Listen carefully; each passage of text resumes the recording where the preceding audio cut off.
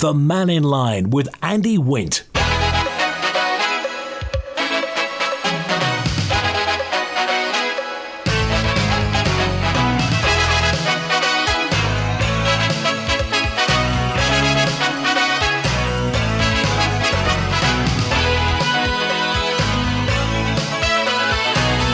Faster my good afternoon. Welcome to Mannin Line on Manx Radio. I hope you had a good bank holiday yesterday. Another one a week on Friday, so the 2 weeks of 4 days. We're open line through till 1, so whatever's on your mind. How about this new development that's going to happen at Lord Street? A signature development. I mean, it is big. 4 cinemas, nearly 90 apartments, retail, hospitality, car parking, everything. Apart from a big telescope on the top. Well, we'll see. Any thoughts on this? If you haven't seen it yet, we'll chat through it later on, but you can go to manxradio.com and see the photos, impressive mock-ups of what it's going to look like. I must say, before I go any further, something I do have to pay a tribute to is we lost the former mayor of Douglas, June Crane. June's died at the age of 90. She was elected in 2002 and served for a year with her daughter, Diane, as mayoress. And she was elected to the Board of Education as well, involved at Pulrose Youth Club, working alongside her husband, of course, at Crane's Bakery.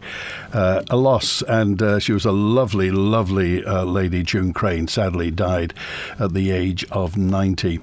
Hiya, Tam in Williston, the illegally parked van on Snaefell Road. It's been there since Monday. Haven't heard or seen any action being taken. It's obstructing the bus shelter and blocking the footpath. Is that illegally parked van still there on Snaefell Road in Williston? Anybody spot it? David's first with us today. Hi, David. Hi, Randy. Just a quick one too. We've got a vehicle parked near Onken Park. It's not a camper van, different model this time, but its tax test ran out in April and nobody wants to book it. It's a strange thing. But I wanted to talk about the concept of the bus station down in Lord Street there near North in the conservation area. And I thank Manx Radio for putting up the pictures. I don't know how many, what the height that is, but it's massive. 90 flats. 90. 90. We've got all the flats in Lord Street, which are now boarded up. Why couldn't they do something there? And the other issue I've got is we've got the Summerland side, Park Road, the QB, the one down in the other pub down in Derby Road there. And we've got other several sites which this housing board, is this another housing board spring off? What's happening where we can actually build stuff on certain sites which we need housing for?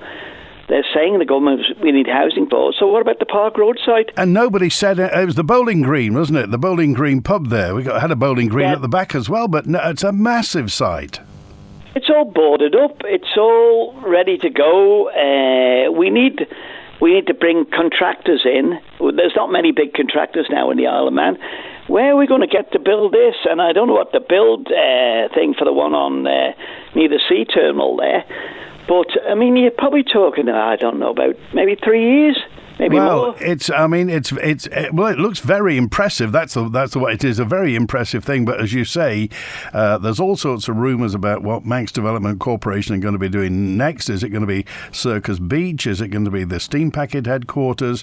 What's going to be happening there? But there just seems to be, we've got lots of places. And, when David Asher was talking on last week, housing is the big thing. So, yes. And we've got brownfield sites sitting there waiting, saying, build on me. Yeah. And the other thing, I didn't listen to your programme when David Ashford was on. I had to do something else, so I apologise for that. Did he say he was a landlord? Didn't get that far. We were absolutely chock-a-block, but I'll certainly put that to him. We need to know whether he is the official landlord. He did say, one thing he did point out straight away was we need a social housing estate, we need a public housing estate, and we need it quick, and the government can do it. So, but why are they talking to local authorities then all around the island itself? I don't hear anything personally where I'm involved there. Maybe we haven't got the land, but government do own the land. in several places right around the island. And how would that be financed, David? Would the local authority have to raise a loan with the government, or what would happen? We'd have to petition within the central government, and one would hope they wouldn't bounce local authorities back in preference to the housing board. This is where I can't understand. It's taxpayers' money. They're the custodians of the purse in the island there. So if the housing board knock on a door and say, I need 100 million, it seems to get a box ticked straight away, and the planning goes through straight away. But everybody else has got to go through the system and wait forever. And, I mean, the moan seems to be all the time that we need housing. If there is a need for housing and there's a possibility that it can be financed, and, you know, we do need the social housing estate. We do need to get one because lots of people, there's a queue a mile long and lots of them aren't refurbished. So something needs to happen. And I'm sure something's going on in the background. But if somebody would tell us the good news, I'd be really happy. And if somebody would go on Max Radio and tell us what their plan is. What's this? What's the model of this car that's got no tax disc at Oncombe Park? What is it? It's an old Talbot campervan. Oh, is it? Right. And the tax ran out when? April. It's been notified to several agencies. But what if that was you or me and we were sitting with a vehicle with no tax on? How quickly do you think they'd have your ticket on your screen? Oh, they'd be up there with the high-vis vest on straight away. Straight away. I know they're busy TT week, but it doesn't stop the regular things that should happen when it's quiet or they're doing other things. They should be wandering around and helping people out. All right. Okay. Good to hear you, David. Thanks for calling. Bye-bye. All right. So if any parking controllers listening, easy pinch, Talbot campervan, out of tax, Oncombe Park. What do you think? I've just been looking in the Examiner and the Courier to see if there's a plan indicating the road closures for TT, and there's absolutely nothing, and normally it's in by now. So I've just phoned the Examiner, and she's told me that she's been in touch with Highways, and they've said they're not doing it this year. So where does that leave the people that have no technical computers, which I haven't, and everything else? We don't know when the roads are closed, when the practices are happening, and the lady at the Highway, at the Courier, she said that they were getting so many complaints, and they've been in touch with Highways, and they've told them they're not doing it this year. And I'm sure there must be lots of listeners who feel the same way, that it's a great disappointment that it hasn't been done, and it's very difficult to know how to plan the next 2 weeks. Been interesting to hear other people's comments. Any thoughts on this? Did you used to take that, cut it out of the paper and stick it on the kitchen board so you knew what was what? Of course, you can go online and get it, and you can print it and what have you, but not being in the papers. Interesting, the papers haven't been brought into this. So what about this illegally parked van at Snaefell Road in Williston? Been there since Monday. Anybody shedding a light on it? Well, obviously, what they practice today is kind of, look outside. It's going to be a bit difficult. We'll give you all the information on the closures of the roads and what have you later on. But for the moment, the mountain road is closed because of the weather and also because there was an incident earlier on. So this Lord Street car park, it is all happening at Lord Street. Finally, something is going to happen at Lord Street. But, if you haven't been to our website yet, take a look at manxradio.com. Everything's there, including the photos. We gave the subject to John Moss to take a look at. So development is to go ahead on what was known as the bus station site on Lord Street in Douglas. If you'll excuse me for just a moment.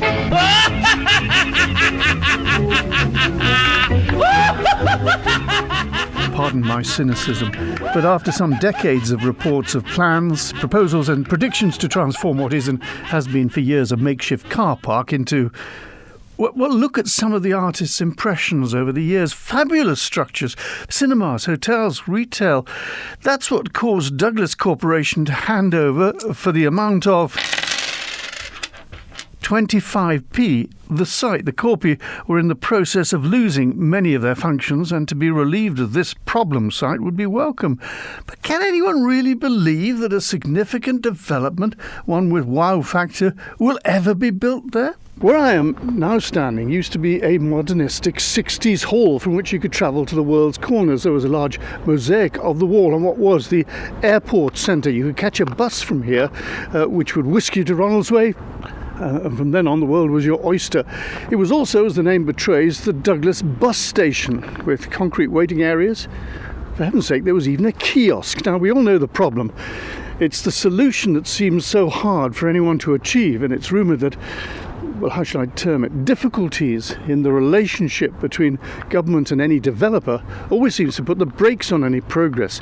Years ago, the then Chief Minister Alan Bell was not backward in criticising the effect that these bomb sites around Douglas had on giving the island a capital to be proud of. All these things add up to a very negative image of Douglas, and I think we certainly, once the next government is in place, it will need to work very carefully with, I hope, a reinvigorated Douglas Corporation to start tackling some of these problems. Since Mr. Bell, we've had the Quayle years and now the Cannonocracy, and still nothing. Everybody agrees. Everybody looks at each other, points at these sites and says, oh, they're awful, they're dreadful, somebody should do something, somebody must do something, the government should do something, private industry should do something, and yet nothing gets done.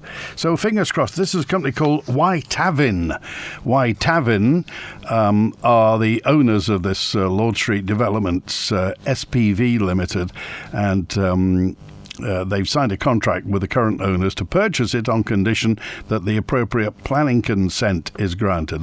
Everything is based on planning consent. They're talking about this new Lord Street development, 4-screen cinema complex, including hospitality facilities. Is that a popcorn stand, or what is it? Is it a restaurant, cafe? Retail units, restaurants and a food hall, leisure facilities, whatever they are. Is that a gym? State-of-the-art office facilities, bus information centre, drivers' welfare facilities. I think that means toilets.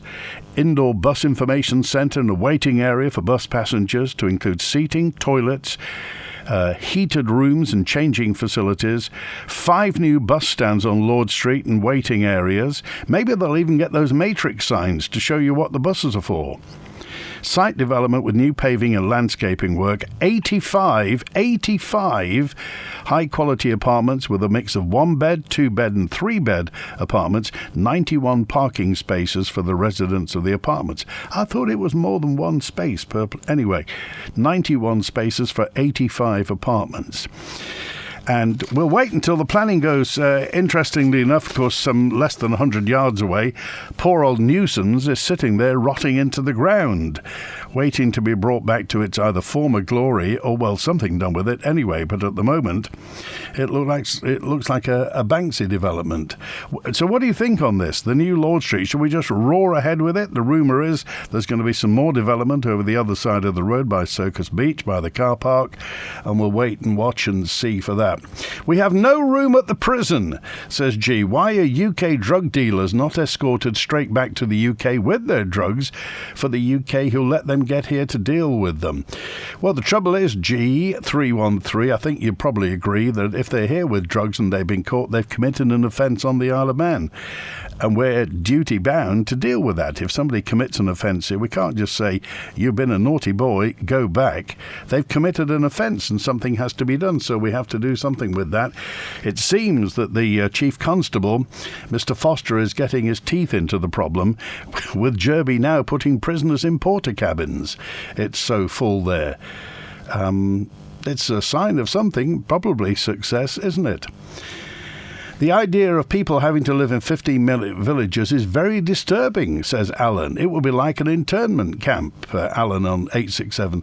How would it be like an internment camp? They're saying that everybody's now going to walk or cycle everywhere. Some people may actually want to do that. Some people may be very happy to do that. And it would be a bit like Patrick McGowan in the village, but it may be that people do want to cycle and live close to where they work, and anything else, well, they'll rely on public transport. It's about time we had some skyscrapers. Stop building on the lovely green grass and just build. Highest building on the Isle of Man, is it the apartments in St Paul's Square, it's 50, 60 years since that development was, so since South Ramsey was cleared, and those were put up. They're, 7 stories high, maybe 6 stories high? It would be the highest thing. I can't think of any other. Probably the only other one was the nurses' home on Westmoreland Road. But Des says, stop building on our lovely green grass. The van's gone, says Tam. But with no policing, it'll probably be back. This is something should be done. You can't park illegally if it's blocking stuff as well. I think the Isle of Man looks run down. Paths full of weeds, run down buildings. This is where I'm a bit torn with this, because drawing attention to negatives is kind of drains everybody, doesn't it? I sent some photos yesterday of the traffic island outside the sea terminal. It's got that one weedy little Manx palm and some grass growing underneath it. Not cultivated grass, weeds growing underneath it. And it looks dreadful. Also inside the sea terminal, they've got some units that are currently being built. And they're not built yet. They've started them. The frames are up there, but we've now got 40-odd thousand visitors coming, and nobody really planned it. I don't want to highlight the negative. I'm just pointing out what's happened. If it were well done and looked great, I'd mention it. But there we are. All the practice and race schedule are in the What's On pages of the Manx Independent, apparently, dated the 23rd of May. So you need to look at that. The Manx Independent, 23rd of May, says Adam. And thanks to Alice, who said, I remember that, was it a shop or it was a kiosk at the old bus station? It was Unsworth's kiosk. Do you remember that at the Lord Street bus station? When it was actually a bus station rather than a collection of bus stops. Looking at the Lord Street design, says 068, we don't want it to go ahead. Is this you or other people? Far too big and hideous. I hope it gets refused. We need a bus station there, please. I think developers compete to see who can design the most ugly, out-of-character building. Well, something should be done, shouldn't it? Your caller raises the issues for What's On during TT. We need a joined-up all-island event leaflet for visitors, not spasmodic information here and there, says John. And Julian's with us now. Hey, Julian. Hi, Andy. It's still a bit murky out there, but I think it's starting to clear up a bit, so hopefully I can't see anything out of the window at all. For all I know, nothing could be happening. Yeah, it is a little bit, but it's definitely clearing from the southwest as far as I can see, so I can see a bit of lighter grey out there, so there's a bit of positive. Just out of interest, the World Health Assembly, which is the steering group of the World Health Organization, are currently holding meetings this week. We mentioned this before, about the alteration to the international health regulations. Yeah. Nice and easy to find. You can even just go on YouTube and look for WHA 77. WHA, that's the 77th meeting of the World Health Assembly. And of course, it is of particular interest because the 194 member states will be voting to change the international health regulations, including removing one of the first principles that was articulated in the first paragraph of Article 3, if anyone's interested, which will remove the sentence, shall be with full respect for the dignity, human rights and fundamental freedom of persons. I can't understand why anyone would want to remove that paragraph. Say that again. So there will be the removal in paragraph 1 of Article 3 of the International Health Regulations. They are removing the sentence, shall be with full respect for the dignity, human rights and fundamental freedoms of persons. That will be removed. Well, that's what they're aiming for. There's also multiple instances where the word may will be changed to shall. And of course, one of the notable absentees from this meeting will be Slovakia's Prime Minister, Robert Fico, who had indicated in a recent speech that he intended to opt out of the international health regulations and also the new pandemic treaty that will be coming up in the future. And of course, he's not able to attend because he's recovering from a recent assassination attempt where he was shot 5 times. So I'm hoping that he will recover quickly.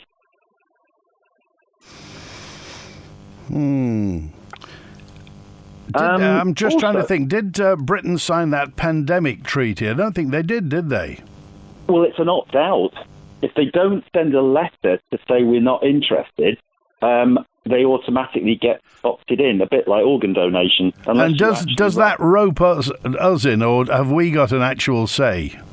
Well, this is what I asked Jane Paul Wilson, but at time last year and also on the roadshow, she hadn't got an answer for me, unfortunately. So I don't know if, with us being a Crown Protectorate, are we bound to the UK with this one? I don't know. Still waiting for an answer on that one. Well, it would be nice to know, wouldn't it? Yeah, and just a quick catch-up on the conversation I had with David Ashford on your show last week. Yeah. I was quite surprised to hear David comment on the cost to the taxpayer of the proposed assisted dying bill. I'll just quote what he said. He said, "In terms of the actual cost to the health service, I will be absolutely honest and say, as far as I'm aware, there's been no calculation done," which seems kind of strange if you're trying to push a bill through when you don't know what it's going to cost us. Well, I mean, the thing is, are they going to privatise it, or will it be done by the state? Because, I mean, at the moment, Manx Care don't seem to be... Manx Care go to lengths to say they could harm recruitment of medical personnel. So is this going to be a private company? We figured out what Dignitas charging anywhere between, 8,000 euros and 15,000 euros in Switzerland. So is it going to be private? Will you just have to pay for it? Well, that's it. And I think David made out that it would only be the drug costs and some of the consultancy fee, but I noticed that Oregon's own assisted suicide legislation called Dignity in Death, their drug protocol in 2016 was $3,500, not including staff and consultancy costs. So how much do you reckon $3,500 in drugs will have increased in 8 years, Andy? Especially since the Ukraine war and everything going up with inflation at a crazy rate. I also noticed that in July last year, Oregon waived the residency requirement for people enrolling in their assisted suicide protocol, but recommend that enrollees should stay in Oregon to carry out the assisted suicide rather than ingest the drugs back in a state that doesn't have the same assisted suicide legislation. So they've waived the residency requirement, although that was supposedly set in stone. This whole thing is at the moment fraught with information, misinformation, opinion. Everybody's got and at the moment we're just trying to navigate our way through it. Whether or not it will actually happen, of course, is open to conjecture. We don't actually know whether or not it will happen. It's in clauses at the moment, isn't it? I just wonder, though, if Canada's approaching 10% of its death is through this system, there's 900 on the island. If the cost looks like they're anywhere near 10 grand, that's going to be about $1 million a year if the state insists on doing this. So, it's something to consider. At least it would be nice to have the electorate consulted on the fact that, it's $1 million. And don't forget, Dignitas doubled within not too many years. So it could be $2 million a year within not too many years if it does go through. Okay. All right. Thanks for calling today, Julian. Good to hear from you. Thanks, Andy. Cheers. It's 12:30 on Manx Radio. In these 15-minute cities, you can't go on holiday anywhere, so you have to get used to walking for 15 minutes, says Des. No developer would ever consider building a bus station, says 753. There is no profit, no big profit in running a bus station, because all you do is charge the bus company rent for stopping there. So the only money you would make really will be having concessions in there, kiosks and what have you. But we'll see. We'll see. Obviously, it's going to go to planning, isn't it? So we'll have to see what happens to the planning. There's lots and lots. I mean, I don't know whether you've got visitors or you've been chatting to some of the visitors, talking about the state of how the island is. They're overwhelmed, in a good way. They love the Isle of Man because of the natural beauty of the place. It's just some little things just let us down.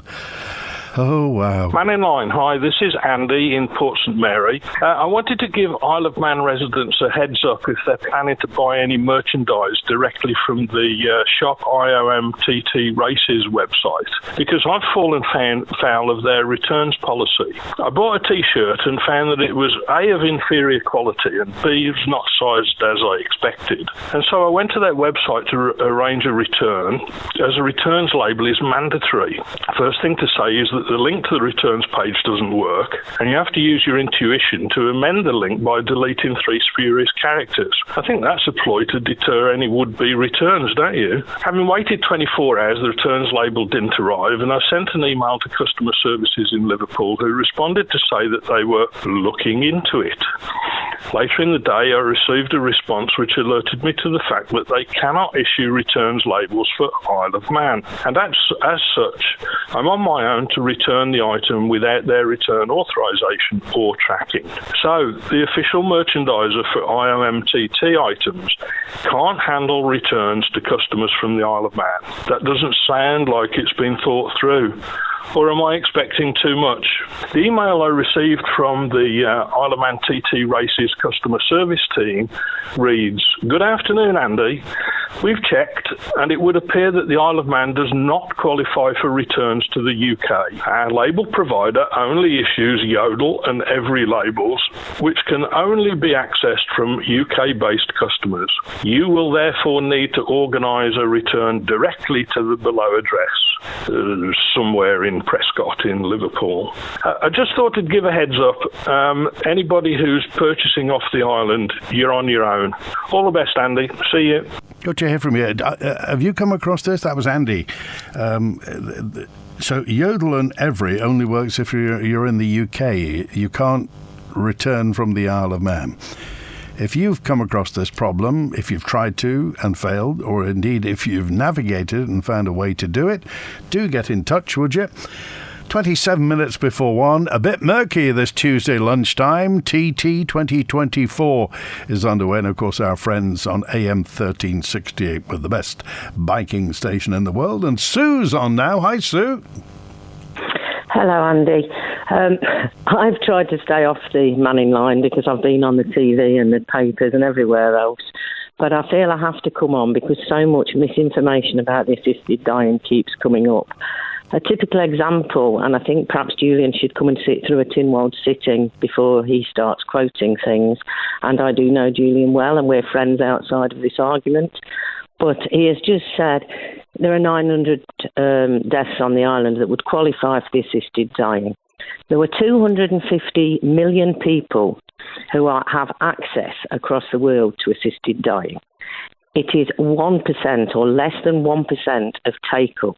Most people won't take it up. It's only those that become absolutely desperate, as my husband was, because they're in so much pain. If you're not in pain, you are always going to cling on to life. That is natural human nature. So, bearing in mind a 1% take-up, the figure he has just quoted of 900 people all wanting this and the amount it will cost is completely unfounded. It would be between 4 and 9. No, 9 people. That is more likely, and that was actually stated by Dr. Allison in Tynwald. Now, I was at the last demonstration outside of Tynwald, and I spoke to a gentleman who I think is a vicar. I didn't have his dog collar on last time, but I'm sure I've seen him in there in his dog collar. And he said to me, one of the things that put him against the assisted dying is that the person requesting it would have to go to a room alone with their doctor. And I said, that's not true. And he said, well, you haven't read it. And he stated the clause and the amendment and everything to me. And I went back and I checked with Dr. Allison, and it was completely wrong. What it says is you go to a room and a doctor must be present. Any members of your family or friends can be there. Whoever the dying person wants there can be there. But obviously a doctor has to be there also. It would be ridiculous if you didn't have a doctor there. So, you know, and that is a tip. And this man was adamant, so adamant that in the end I believed him. You know, but I did go and check. And this is the sort of misinformation that these people are putting on here day in, day out. And I pray to God that the electorate that are listening, make sure you have read the legislation, have understood the legislation if there is a referendum, sitting a Tynwald sitting, speak to somebody who genuinely knows about it, preferably Dr. Allinson, because obviously he's the one who knows the most. Do not just listen to this misinformation that's constantly being spouted. You know, you can twist facts and figures. I think everybody knows that, you know, when people do surveys and every survey says something different, to a certain degree you can do that. But these are legitimate figures of a 1% take-up everywhere. So the other thing that constantly comes up, Alf Cannon has repeatedly said he has this 80-year-old lady who says to him, I don't want an assisted death. This is a perfectly healthy woman, wants to go on and live a life. Great. Nobody at any point is suggesting that just because you're old you have an assisted death. This bill is for people like my husband, who, as I have said before, was lying in bed with morphine in every single limb and various other pain killers, being helped to breathe through a mask and a pipe feeding him, and his body decomposing while he was still alive. That is the sort of person it's for. And I'm hoping Millie Blenkinsop can't come on today, but she's going to hopefully come on tomorrow and explain about the lovely death that her nephew's wife had because she was dual nationality and went to Holland, and it's a beautiful story, and I hope she manages to get on. But really, we do have to stop this misinformation and people who come on here every day and think they know everything about everything. And well, I find it sickening. So the figures that you've heard from Dr. Allinson, between 4 and 9 people per year. Yes, and regarding the cost and who it goes to, if they make it private, and I know that's what Kate Lord Brennan would like, then you are then only making it available to the rich. So it does, this is only my opinion now, it should be available to all. And I am loath to mention money, but they keep bringing up how much it will cost. Yeah. My husband's medication was thousands. And I don't like bringing up medication because it makes it sound badly. And I noticed that the minute Dr. Allinson mentioned it, one of the other MHKs, Julie Edge, immediately twisted what he'd said into saying, oh, so we're bringing it in to save money. The fact is, it will probably be neutral because one will cancel the other out. One medication will stop and a different medication will be given. So the chances are it won't cost anything. It'll be neutral because you have the drug that gives you a nice peaceful death, or you continue with the drugs that are no longer working, because if you go on too long. With some people it does. That's great. If you're pain-free and you're comfortable, that's fabulous. You carry on. Nobody would wish it on you. The other thing that they constantly say is, coercion. Okay, there's always going to be one bad person out there maybe. But the fact is, when people have looked at this in other places, what has actually happened is the person is asking to die and the children and the rest of the family are saying, please don't. We don't want to lose you. So actually the coercion is often the other way. But I think when you talk about coercion, you can't, people can't just stand there and say, this is what's going to happen. Everybody's going to say, oh, you're in my way, Grandma, don't want to look after you, costing this in a home and whatever. This is for the terminally ill only. People like Simon who had motor neurone, or people with cancer. There are various other diseases. I mean, Simon's brother-in-law died of MS. His wife is a nurse, and my sister-in-law is in full support of me because she's seen this herself personally and in the workplace. So all I'm saying is, if this comes to a referendum, please check it out, because people are constantly telling you things that are not true. And you've got to be sure, if it goes to a referendum, you've got to be sure. Personally, I think the MHKs should be, we vote them in to make a decision. How often do they put things out to consultations? Cost thousands. please, MHKs, make the decision yourself. We vote for you, make this decision. But if you are going to choose to put it to a referendum, you must make sure that the population have the correct information and are not just listening to people who are amateur know-alls. I'm sorry to sound so harsh. Obviously, I find this very, very painful. And I'll be honest, Andy, I very rarely listen to the show because I can't. I just get so angry and upset. You've had a unique experience, an extremely grim experience with your husband, and for most people, they don't have that experience. You know, fate chose you to have that experience. Not many people have gone through what you've gone through, so they don't. And frankly, quite often. Sorry, Andy, carry on. No, they don't have that insight that you have. This is such a personal matter that most people never come across this decision. You were forced into that situation, and now this has led you to this opinion.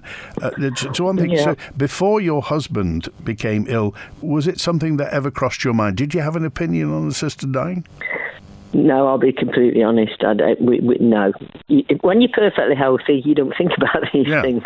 I wish this had come up before, but no, I can't say we did, because when you're healthy, you don't think about it. Okay. So no, being honest, I didn't. I have read a lot about it now. I would urge people to read Keith Wilkinson's book, if in doubt. That might help. He was a anaesthetist and a doctor over here, both in hospice and at Nobles for, I think it's 37 years.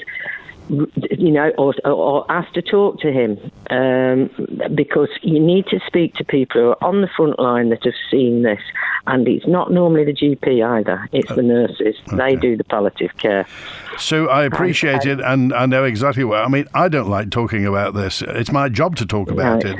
It's a situation that we're in now. The decision has been made. There's some legislation that possibly may be on the way. So we talk now. Who knows? If it comes in, it may be a fuss about nothing. It may not affect very many people, but we don't know. At the moment, nobody quite knows how the chips are going to fall. But I think it's highly unlikely that all 900 people are going to choose this, because it's just, they just won't. People don't. People do have a peaceful death.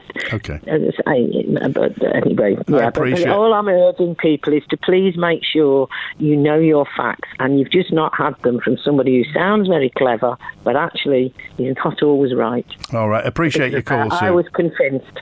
Okay. Right. Thank you very much for listening, Andy. Thanks a lot. Thanks for talking to the Mannin Line audience today. 17 minutes to 1. The Ginger Hall has it all. Check out the new restaurant, now open at the Ginger Hall Hotel, where you'll find a fantastic range of food, from classic winter warmer bistro-style dishes to delicious Sunday specials and great celebration meals.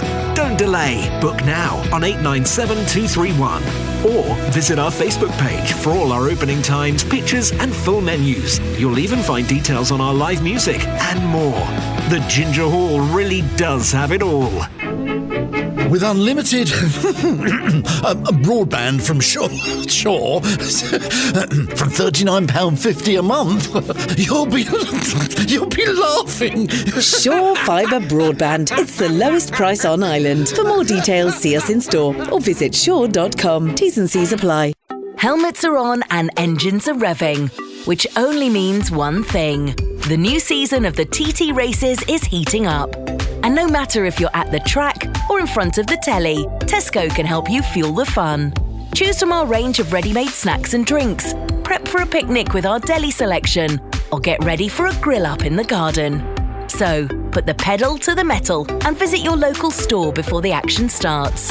Tesco. Every little helps. Look, a yellow beetroot. Surely not. And a purple carrot. I've never seen that before. And we grew them ourselves at school. For the third year in a row, KPMG and Manx Radio have joined together for the Rainbow Allotment Project, giving primary school children the opportunity to have fun while learning about growing produce and sustainability. Not just ordinary vegetables. We grow colourful veg in all shapes and sizes. All different, just like us. The best thing is watching the seeds grow. Working with primary schools across the island, the Rainbow Allotment provides planters, compost and seeds so kids can get growing. The Rainbow Allotment Project with KPMG and Manx Radio. Tonight at 6 o'clock here on Manx Radio, join Kiri Kermode and myself, Simon Clark, for Countryside. We'll be hearing from Bill Galley from the Southern Vintage Engine and Tractor Club about a great event that's coming up. And I was at a packed Gilkirk farm in Andreas to witness some locals and international sheep shearers in action at the Isle of Man International Shears Competition 2024. That's all in Countryside tonight here on Manx Radio at 6 o'clock. And don't forget, you can download and subscribe to the podcast for free at manxradio.com. The Mannin Line with Andy Wint. 14 minutes to 1. Bonzo's on. Hi, Bonzo. Hi there, yes. Just briefly, before I talk about what I wanted to talk about, responding to your previous caller, yes, here. I mean, not only is there quite a lot of disinformation floated around about assisted dying, but of course on a great number of other subjects, such as the World Health Organization Pandemic Treaty, 15-minute cities, climate damage, all sorts of conspiracy and nonsense, which are just regurgitated again and again and again and again, day after day after day, by the same small section of persons phoning in. And I think this is something that, as I've said before, I think this is something Manx Radio are going to have to address, because it is distorting the political discourse on the island. Yeah, but this is an opinion programme, Bonzo. But if it's somebody's opinion, palpably with many people, it is an opinion. That's their opinion, and people draw their own conclusions. People are quite. People are quite at liberty to voice their own opinion. It's when they parade it as fact that's the problem. And, we've discussed that before, but I'll just leave it at that. Going to more topical matters, I was just seeing a tweet on Twitter. I'm not going to call it X. I'm not falling for Elon Musk's marketing. Talking about the price in the TT paddock of a burger and fries and a can of water. How much do you think that was? £6. Higher. £9. Higher. No. Yes. How much? £25. What? Oh no! I went cough, cough. Do you get a wash and brush up as well? Well, I'm not quite sure what the burger was made of. Unicorn. But he put a photograph of it up, and it looked like a fairly reasonable, reasonably made burger, not just some sort of flat catering in a sort of mushy bun or something. Nice sesame seed bun and stuff. Yeah, right, fine. But £25.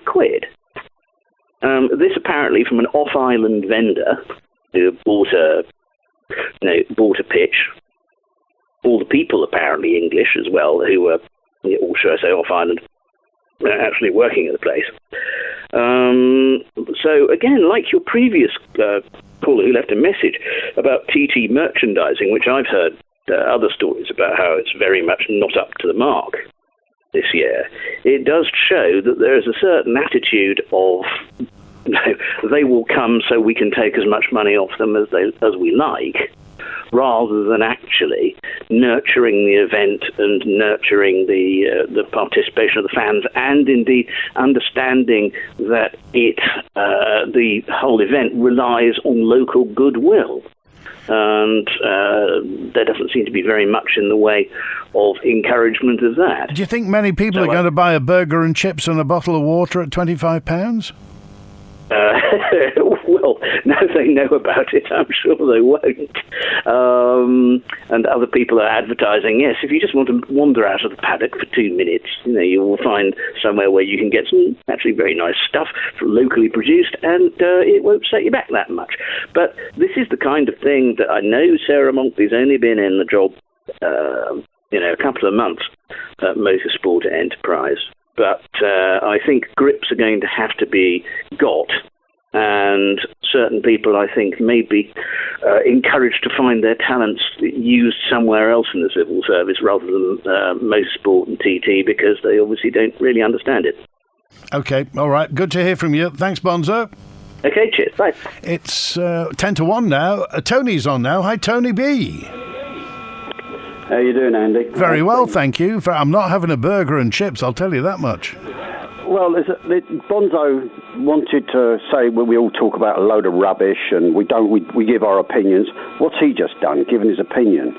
So, it's an opinion programme, and we all have a right to say what we think. He thinks it's 25 quid is steep for a burger. Go to London. Find how much it is there. It's not cheap. There's other places as well where they'll charge you more. So I hear that the burger people are paying something like up to £20,000 for a pitch. Well, then you'd expect the burgers to be $25 quid, wouldn't you? The issue is, if you don't want it, don't buy it. I refuse to buy any TT paraphernalia because I don't like the colours and I think the rubbish quality compared to what it used to be. I won't buy it. Full stop. Right, what I came on for was not to talk about stuff about a 2-week period in the year when everything's wrong and everything's right and we all run round in circles. What I come on to say was, with the greatest respect to the lady who was on before, I know what it's like to lose somebody very slowly. It's terrible, right? But the Isle of Man shouldn't be rushing forward with this bill. This is just a diversion so that Mr. Allenson can avoid answering all the questions about his policies and everything else under his main job, which is the Treasury. And this is the same as the other one from Ramsey. He runs around in circles saying we haven't got enough money for the health service. I can't manage it. Well, then get out the job. The job of a manager is to manage his budget. He's given a budget, get on with it, manage it. And we've got a situation where the health service is in crisis. It's rubbish. They can't staff a new care home. Why did they build it? Because they built it. They ordered it. They built it, but they can't. They didn't think ahead. The whole of the administration is falling apart. And what we're focusing on is, well, I want to get rid of the bishop, that being the MHK, not the populace. I want to have assisted dying, that being the MHK, not necessarily the populace. The Isle of Man is under the UK at certain points. If we pass a law and then the UK comes along and passes a different law, how's that going to be? How are we going to be able to manage to fix it? Why don't we just let the UK get on with it? And they are saying they're going to have one, assisted dying, and then we just copy it. Isn't that a lot more useful time spent than Kate Lord-Brennan trying to make up laws and trying to cover everything with a very small department that's wasting its time, because at some stage the UK will come along and say, no, we're not doing it that way. So you reckon we should just bide our time and then take UK legislation? Correct. Why would we try and invent the wheel when somebody else is doing it? I just don't see it. Why should we get rid of the bishop, which is basically a part of the legislation? When did Tynwald take the right to change the legislation of the Isle of Man? That should be under a referendum, as should be the assisted dying. And we should just adopt what is there. With the people who turn around and say, OK, I want to give my kidney or my heart or whatever, did we put our legislation in place? No. We're copying the UK. Not very well, but we're copying it. So my question is, why are we going off on these wild goose chases as the Isle of Man? Not that they're a wild goose chase in the sense they're not important, but why are we doing it now? Are you seriously saying these are diversionary tactics? Yeah, 100%. Whose idea was it to get rid of the bishop? An individual. And a Lib Dem, whatever he called his Lib Vannin party. His party decided to do this. That's why he's put it forward. For Dr. Allenson, it's a pet thing that he wants to do. But their jobs are suffering because they're not doing their jobs. Treasury is not doing a very good job. We're slowly but very surely sinking below the waves of a debt mountain that nobody seems to realise is there. We have a health service that is not working properly. Why can't we just fix those two things first instead of running around diverting attention to something else? It's all gone very quiet over the Kroger gas, hasn't it? Well, yeah, because they basically They've made Kroger not do what they want to do. This idea that you have to go and do a seismic survey, people used to go and drill wells on an ad hoc basis to see. They've already had a seismic survey. What they were going to do was a 4D survey, which gives just a bit more accuracy on where the zones are. If they want to go and risk their money drilling a well as a wildcat, which means we'll give it a try, why are we stopping them? Because some idiot has been told that they're not producing it right. Who would know in this government anything about producing oil or gas? I don't know anybody in government who has a clue. All right. I've not heard anybody come on with anything sensible. Good to hear from you, Tony. Thanks for being with us today. Andy, one last thing. Yeah. I want to know how your boat ride was. Oh, I was lovely on the. I went out on the Mannin, that was nice, and came back on the Manxman, very nice in the cabin. I slept like a baby. Oh, now my question is, did you feel any vibration? No, I was feeling no vibration at all. I was absolutely worn out, sitting waiting to get loaded at Heysham, and went out like a light, Tony. I'm sorry to disappoint you. No, you're not disappointing me. It just means that you don't necessarily feel the same vibration in the cabin as you do elsewhere.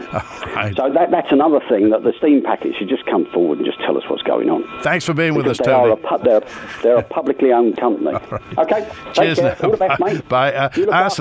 Thanks a lot. Ask the talk of the town how they're being hampered doing their business, says this correspondent. Talk of the town, the restaurant in Nobles Park, are they having problems? They've closed the car parks, haven't they? There's the Nobles Park car park, and the St George's car park was closed earlier on today. And if it continues to rain, it's going to get very muddy there.